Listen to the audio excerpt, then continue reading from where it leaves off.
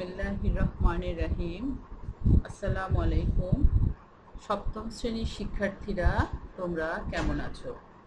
তোমাদেরকে অনলাইন ক্লাসে স্বাগত জানাচ্ছি।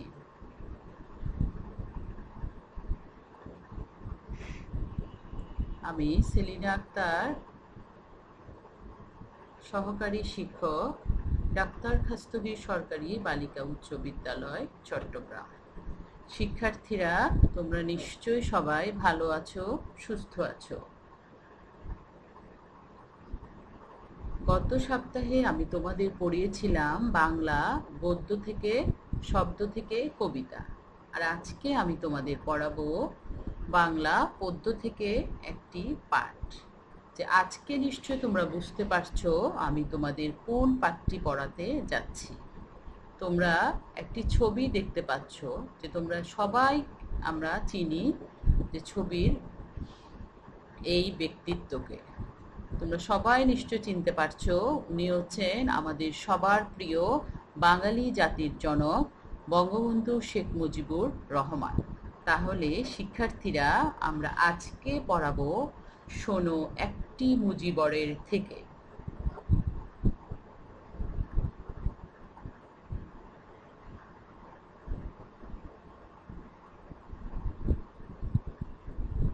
তাহলে আজকের আমাদের পাঠ হচ্ছে শোনো একটি মুজিবরের থেকে। এটি লিখেছেন গৌরীপ্রসন্ন মজুমদার। চলো শিক্ষার্থীরা, আমরা আমাদের পাঠে চলে যাই।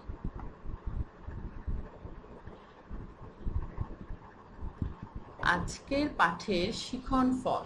আজকের পাঠ শেষে আমাদের শিক্ষার্থীরা কি শিখবে আমরা এখন সেটি দেখে নিচ্ছি। শেখ মুজিবুর রহমান ও তার দেশপ্রেম সম্পর্কে বলতে পারবে।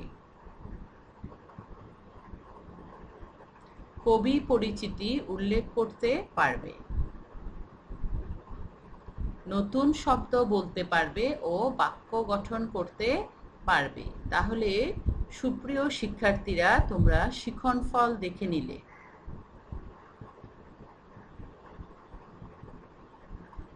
এখানে আমরা একটি ছবি দেখতে পাচ্ছি। উনি হচ্ছেন আজকের এই কবিতার কবি। তিনি হচ্ছেন গৌরীপ্রসন্ন মজুমদার। আসলে গৌরীপ্রসন্ন মজুমদার এই কবিতাটি, এটি একটি গান হিসেবে লিখেছিলেন 1971 সালের মুক্তিযুদ্ধের শুরুতে। এই আলোড়ন সৃষ্টিকারী গানটি তিনি লিখেছিলেন। পরবর্তীতে আমরা এখন এটিকে কবিতা হিসেবে পড়ছি। আমরা সবাই কিন্তু এই গানটি কম বেশি শুনেছি।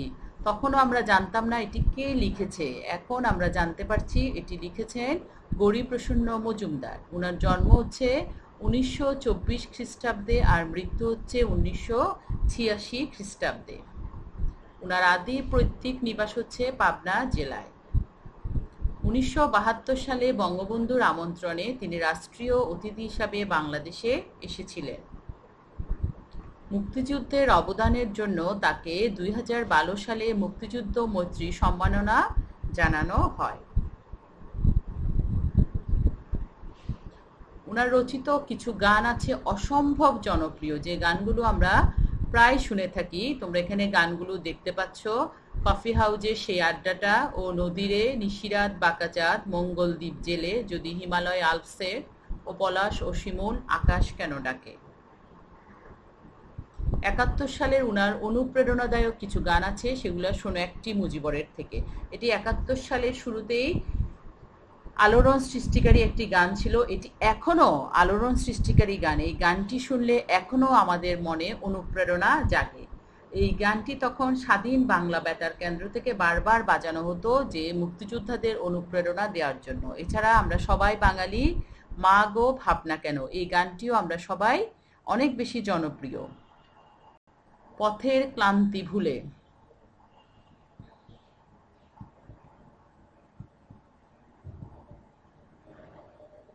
গানটির সুরকার ও শিল্পী বিখ্যাত লোকসঙ্গীত শিল্পী অংশুমান রায়। এই গানটি সুর করেছেন আর তখন গান গেয়েছিলেন অংশুমান রায়। অসামান্য জনপ্রিয় হওয়ার পর গৌরীপ্রসন্ন নিজেই এই গানটিকে the voice of not one but million Mujibur singing শিরোনামে এটি ইংরেজি ভাষায় অনুবাদ করেছিলেন এই গানটিকে। গানটিকে ইংরেজি ভাষায় গেয়েছিলেন শিল্পী কবরী নাথ। তাহলে শিক্ষার্থীরা তোমরা কবি পরিচিতি দেখে নিলে, অবশ্যই এটি তোমরা মুখস্থ করবে কবি পরিচিতিটা। শিক্ষার্থীরা এখন চলো আমরা এই গানটি শুনে নিই, কারণ এটি এত জনপ্রিয় যে গানটি শুনলে আমাদের অনেক বেশি ভালো লাগে, তোমাদেরও নিশ্চয়ই ভালো লাগবে। তাহলে চলো আমরা প্রথমে এই গানটি একটু শুনে নিই।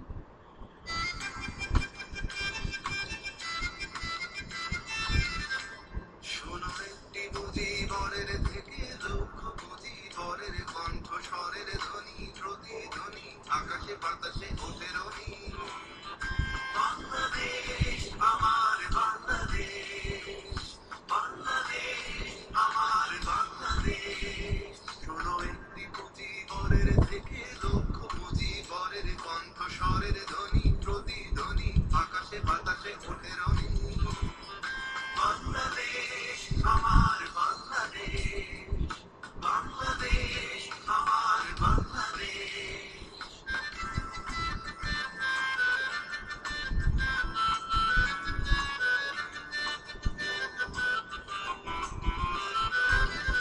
সেই সবুজের গন্ধে রামে পথে আবার যে যাব ফিরে আমার, হারানো বাংলাকে আবার তো ফিরে পাবো।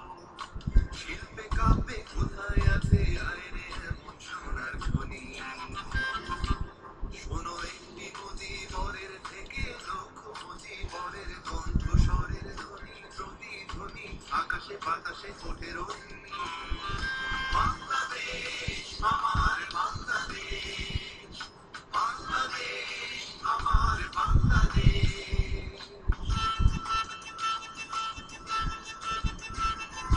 বিশ্বকবি সোনার বাংলা নজরুলের বাংলাদেশ, জীবনানন্দের রূপসী বাংলা রূপের যে তার শেষ বাংলাদেশ। বিশ্বকবি সোনার বাংলা নজরুলের বাংলাদেশ, জীবনানন্দের রূপসী বাংলা রূপের যে তার শেষ বাংলাদেশ। জয় বাংলা বলতে মনে আমার কোনো কেন ভাবো আবার, হারানো বাংলাকে আবার তো ফিরে পাবো। অন্ধকারের পূব আকাশে উঠবে আবার দিনমণি, শোনো একটি মুজিবরের থেকে লক্ষ মুজিবরের কণ্ঠস্বরের ধ্বনি, প্রতিধ্বনি আকাশে বাতাসে ওঠে রনি। বাংলাদেশ আমার বাংলাদেশ, বাংলাদেশ আমার বাংলাদেশ। শোনো একটি মুজিবরের থেকে লক্ষ মুজিবরের কণ্ঠস্বরের ধ্বনি, প্রতিধ্বনি আকাশে বাতাসে ওঠে রনি।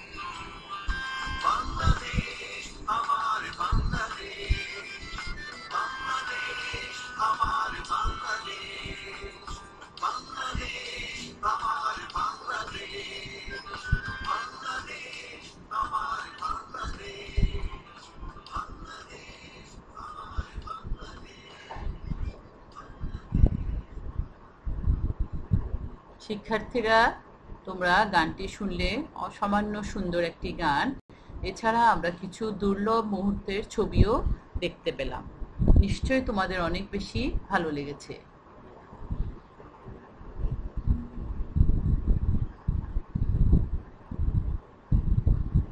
এখন আমরা কবিতাটিতে চলে যাই। শোনো একটি মুজিবরের থেকে, লিখেছেন গৌরীপ্রসন্ন মজুমদার। দেখো, শোনো একটি মুজিবরের থেকে লক্ষ মুজিবরের কণ্ঠস্বরের ধ্বনি, প্রতিধ্বনি আকাশে বাতাসে ওঠে রনি, বাংলাদেশ আমার বাংলাদেশ। এখানে শোনো একটি মুজিবরের থেকে বলা হচ্ছে যে একজন মুজিব, জাতির পিতা বঙ্গবন্ধু মুজিবুর রহমান ছিলেন স্বাধীনতাকামী বাঙালি জাতির আশা ভরসার একক আশ্রয়স্থল। যে 1971 সালে 7ই মার্চের ঐতিহাসিক ভাষণে তিনি বলেছিলেন যে এবারের সংগ্রাম স্বাধীনতার সংগ্রাম। তার বজ্রকণ্ঠের আহ্বানে ওই মুহূর্তেই সমগ্র বাংলার নিয়ন্ত্রণ নিয়েছিল। পরে দীর্ঘ 9 মাস বাঙালিরা যুদ্ধ করে এই স্বাধীনতা আমরা পেয়েছি, অর্থাৎ একটি মুজিবরের কণ্ঠস্বর থেকে লক্ষ মুজিবরের কণ্ঠস্বরের ধ্বনি প্রতিধ্বনিত হয়ে গেছে। ওনার এক ডাকে সাড়া দিয়ে সমগ্র বাঙালি জেগে উঠেছিল, অর্থাৎ সব আকাশে বাতাসে ধ্বনিত হয়েছিল।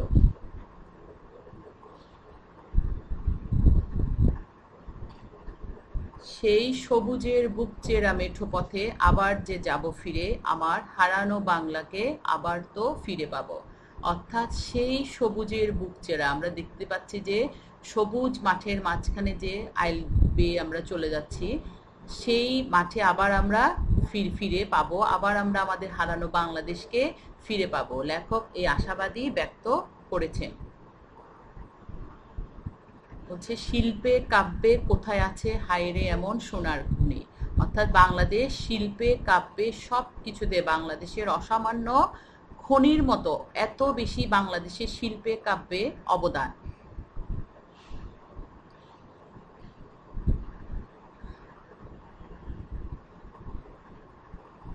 বিশ্বকবির সোনার বাংলা, এখানে বিশ্বকবি রবীন্দ্রনাথ ঠাকুর বাংলাদেশকে সোনার বাংলা বলে অভিহিত করেছেন, কারণ ওনার দেশাত্মবোধক গান আমার সোনার বাংলা আমি তোমায় ভালোবাসি, যা আমাদের জাতীয় সঙ্গীত হিসেবে বিবেচিত, যে সেখান থেকে বলা হচ্ছে বিশ্বকবির সোনার বাংলা নজরুলের বাংলাদেশ।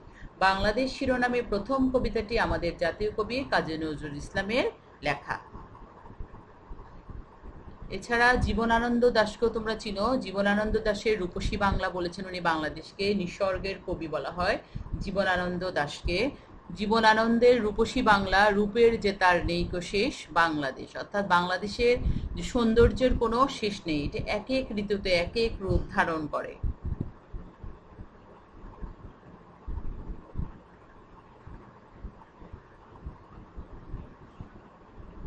তারপর বলছে জয় বাংলা বলতে মনরে আমার এখনো কেন ভাবো, আমার হারানো বাংলাকে আবার তো ফিরে পাবো।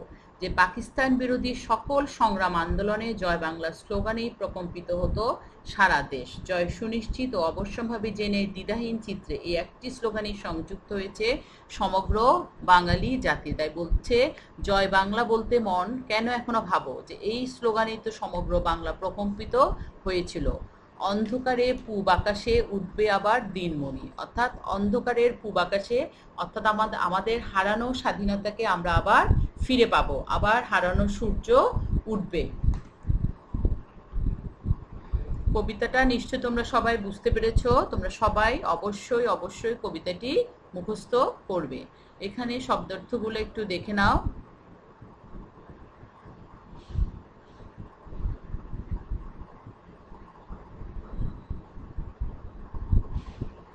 দেখো হারানো বাংলাকে আবার তো ফিরে পাবো, এখানে একটা ছবি আছে ভারত, দুই পাশে পশ্চিম পাকিস্তান পূর্ব পাকিস্তান, আমরা ছিলাম পূর্ব পাকিস্তানে। এক সময় বাংলা ছিল স্বাধীন জনপদ। 1757 সালে ব্রিটিশদের কাছে ও পরবর্তীতে পাকিস্তানিদের কাছে স্বাধীনতা হারায়। আমরা জানি আমরা 200 বছর ব্রিটিশদের অধীনে ছিলাম আর প্রায় 25 বছর পাকিস্তানিদের অধীনে ছিলাম। 1971 সালে মহান মুক্তিযুদ্ধের বিজয়ের মাধ্যমে এই দেশ আবার স্বাধীনতা ফিরে পায়। তাই বলছে হারানো বাংলাকে আবার তো ফিরে পাবো। এরপরে দেখো একটি মুজিবর, অর্থাৎ একজন মুজিব, লক্ষ মুজিবরের কণ্ঠস্বরের ধ্বনি। 71-এ বঙ্গবন্ধুর বজ্রকণ্ঠে স্বাধীনতা আহ্বানের মধ্য দিয়ে যেন লক্ষ বাঙালির মিলিত কণ্ঠস্বর স্বাধীনতার জন্য গর্জে উঠেছিল।